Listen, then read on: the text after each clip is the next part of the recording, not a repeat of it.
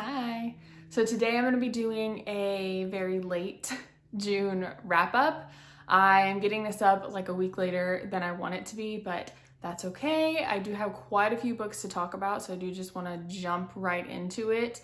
The only thing I want to address is this here. The only reason I'm going to say anything about it is because it's different and I haven't had it before and people may be curious. It's just a heart monitor that I have to wear for a few weeks, so just ignore it, but that's what that is. So I've read a total of 29 books in the month of June. I have 16 to talk about from the last half of the month, and I'm just gonna quickly tell you the title and star rating of the ones that I talked about in my mid-month wrap up, and then we'll get into the ones from this last half. So I've read Pretty Girls, gave that 4 stars, Hooking Up, 5 stars, Twisted Loyalties, 4.5 stars, Neighborly, 4 stars, Dowry of Blood, 4 stars, The Initiation, 4 stars, The Furies, 3 stars, The Death of Vivek Oji was a DNF, Love in the Wild is 5 stars, Hideaway, 4 stars, American Queen, 5 stars, Ruin and Rising, 2 stars, and Desperate Measures, 4 stars. So now I'm just going to jump straight in to the books that I read the last half of the month. So the first one that I started to read was The Forbidden Man by Corinna Halley.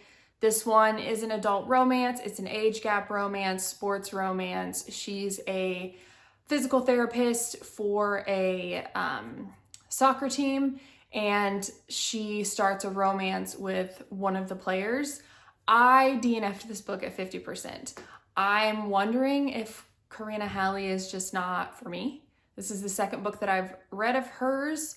First one was Dark House, and I finished that one. I gave it 3 stars, but I wasn't like a huge fan and I didn't continue on with the series. And this one, like I said, I just DNF'd. I don't know exactly what it was about it. I was listening to the audiobook and I didn't like the audiobook version of it, but I wasn't really connecting with the characters either. So this was a DNF. Next, I read Highlander Most Wanted by Maya Banks. This is a historical romance. This is the book that comes after Never Seduce a Scot. I gave this 5 stars as well. I loved this book, just like I loved the first one. This was so good. This one is about, if you hear like scratching and noises, that is my rabbit. He likes to create a ruckus when I am filming. So normally I take him out of his cage, but I just ignore the noise, please. But this is about the brother of the hero in Never Seduce a Scot. There's not a whole lot I can say about this one because it does pick up where the other one left off, so I don't want to give any spoilers for what happens in the first one. But this one was so good. I loved it. I'm so glad I read it. If you've read Never Seduce a Scot, 100% read Highlander Most Wanted. Next, I read Writers and Lovers by Lily King. This is a literary fiction that leans towards romance. This one I gave 3 stars. And to be 100% honest with you, I didn't remember what happened in this book until I went back and read the synopsis again. So this one was very forgettable for me. But it's about this woman whose mother dies and she up and moves to a different state and becomes a waitress. She was a writer, but she becomes a waitress, and she is like not on the up and up. She doesn't know what she's doing. And she ends up dating and falling for 2 different men. And you kind of follow her journey through that situation. I didn't really like this book. I gave it 3 stars because I based it off my enjoyment at the time, but because I can't remember anything about it, I don't know. So this one I would say probably, if you're a romance reader, probably skip it. If you like other genres, if you like literary fiction, things like that, it might be something you would like. I do know there's a lot of people who have really enjoyed this book. It just wasn't for me. Next, I read Barbarian Alien by Ruby Dixon. This is the second book in the Ice Planet Barbarians series. This is a sci-fi romance series, and I gave this one 4 stars. I did not like this one as much as the first book in the series, but it was still really good. This one has a really strong heroine who is independent and is willing to fight for what she wants and, you know, things like that. The hero, the alien in this one, is very kind of like caveman. I know that's kind of crazy to say because of the whole premise of the series is like these aliens, and they're all kind of cavemen like in the way they act and they behave, but this one especially was very like, that's my woman, I'm taking her regardless of what you say, and he like kidnaps her and stuff. So this one I didn't like as much, but I still enjoyed it. I will still be continuing on with the series. And this one is enemies to lovers in this book. Next, I read The Shadows Between Us by Trisha Levenseller. This one is a YA fantasy romance, and I gave this one 4.5 stars. This one I really, really liked. I didn't really have any expectations going into it. I didn't know much about it. So this one I went in pretty much just open to whatever experience I got from it, and I ended up really, really enjoying it. This is about this girl, the heroine has this plan to gain power. She wants to be powerful, she wants to be the queen, yada, yada, yada. And so she's going to woo the king into marrying her and then kill him. That's her plan. And her plan gets foiled, pretty much. The king is the shadow king. He has these like shadows that swirl around him, and that's how he has his power.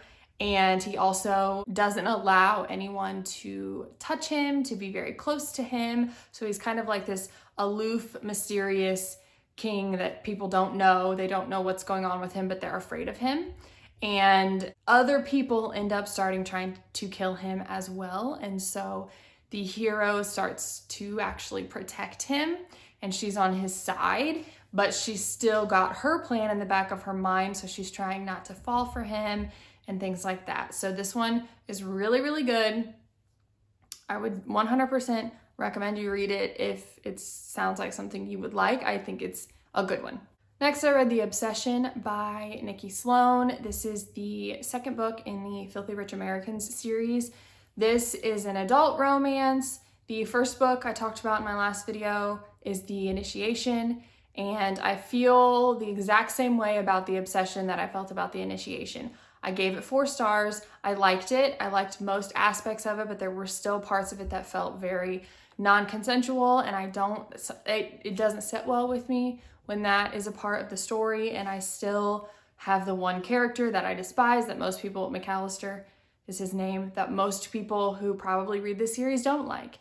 And so I have since read the last one in the series, and I will talk about that in my July mid-month wrap-up, but I would still recommend this series if it's something that you think you would like. I think it's worth it. There's just that little bit about it that makes me feel gross. So next, I read American Prince by Sierra Simone. This is the second book in the New Camelot trilogy. This is an adult romance as well. This one does have BDSM and a polyamorous relationship in it.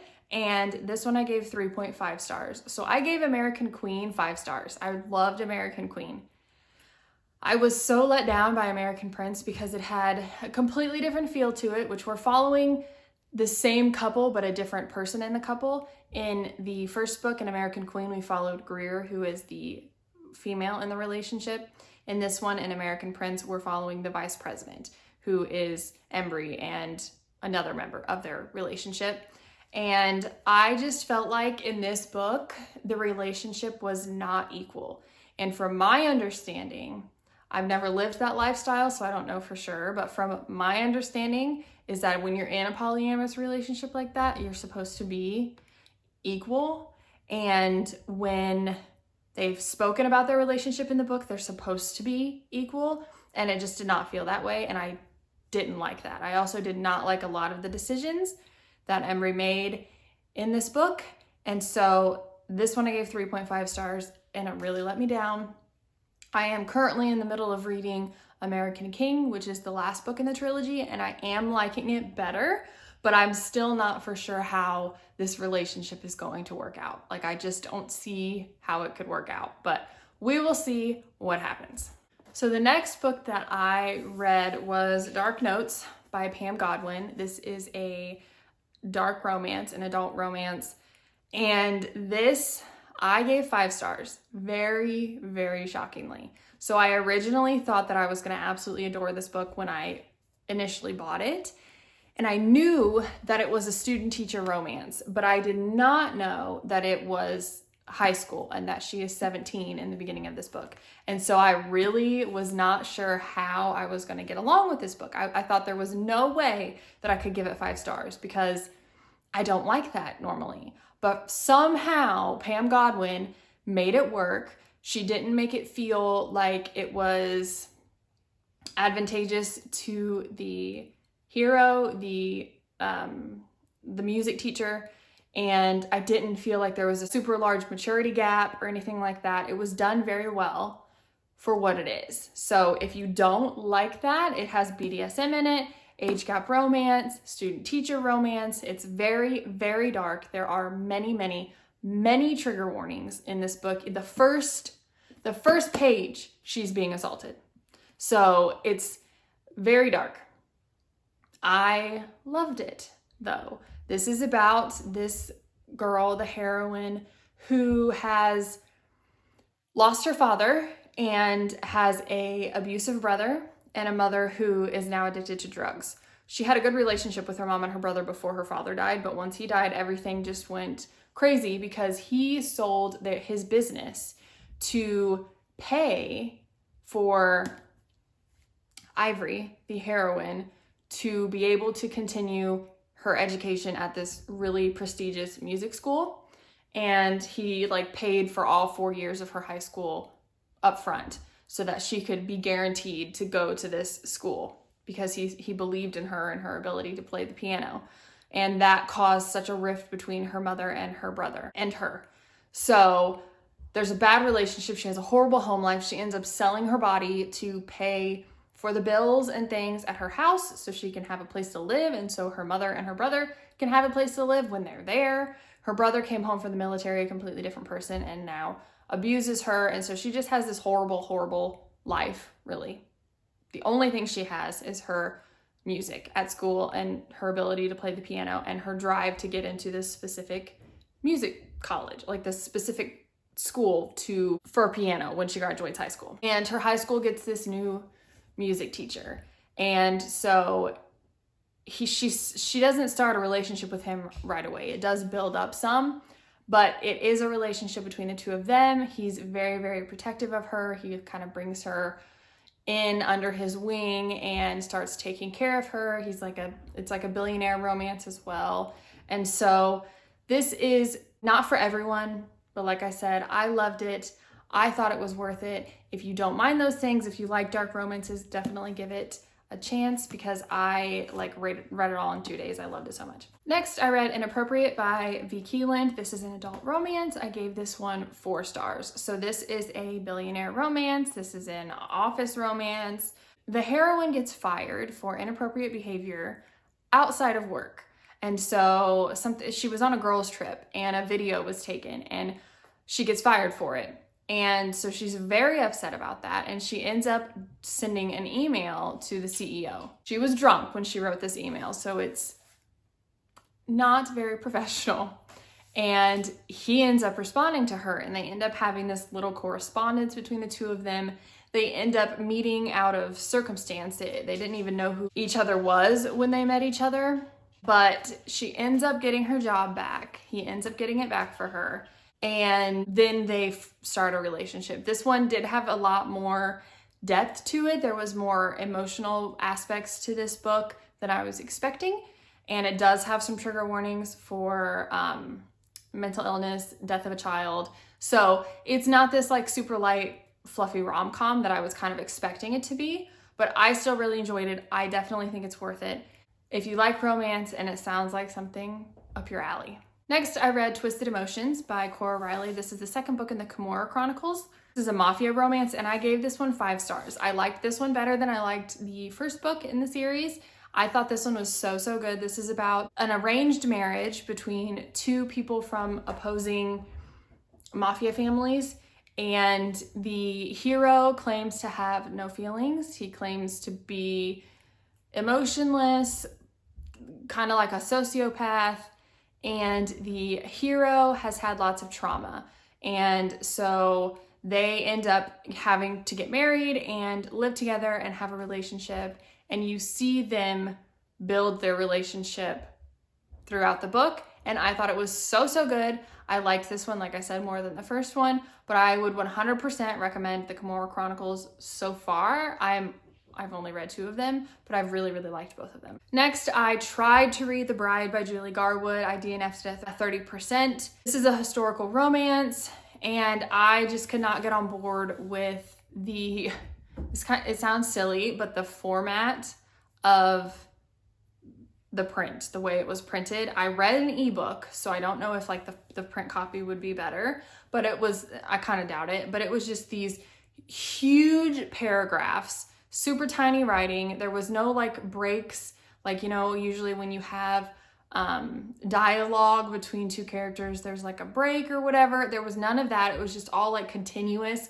and I didn't like it. I don't like reading books like that. They make me feel like it just drags on and drags on. So I don't like to read books like that. I will push through if I like the story. But this one, granted, was back in like the 12th century, I believe is when it was. So it was like way back there.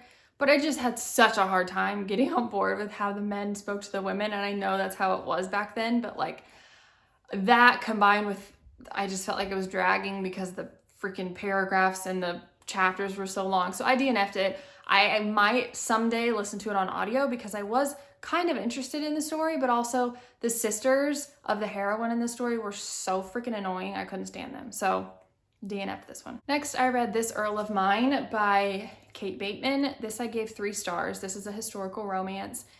This is about this woman who sets out to marry a man on death row because she doesn't want to marry her cousin who is out for her fortune, pretty much. She wants to marry a man that's gonna die so that she can be a widow and keep all of her money and her business and just go about her life without having to worry about a husband.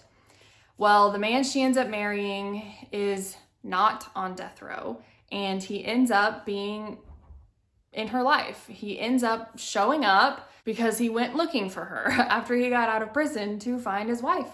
And this does have like a mystery to it, and they're trying to like solve these crimes and things like that. So this has a lot of other aspects in it besides just the romance, but this one just wasn't for me. I only gave it 3 stars. I didn't like all the other aspects. Like I really only cared about their relationship because all the other stuff was just like boring to me. So I gave it 3 stars. Read the synopsis if you think it sounds like something you would like. It's not a bad book. I would say read it. I just would never read it again. Like it was just okay. So next I read The Shadows by J.R. Ward. This is the 13th book in the Black Dagger Brotherhood series. This is a fantasy romance.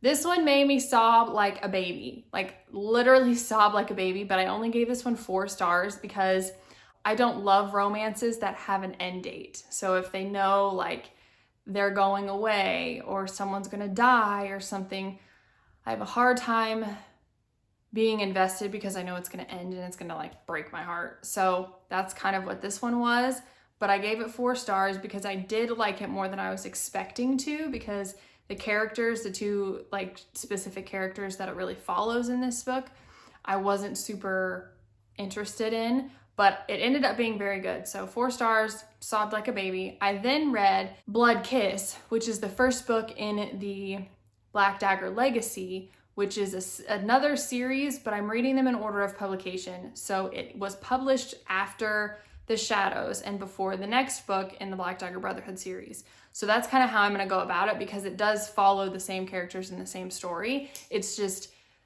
this Black Dagger Legacy series is following a set of like, they're not kids, but younger people who are going into the training camp training facility that the brothers from the Black Dagger Brotherhood series run.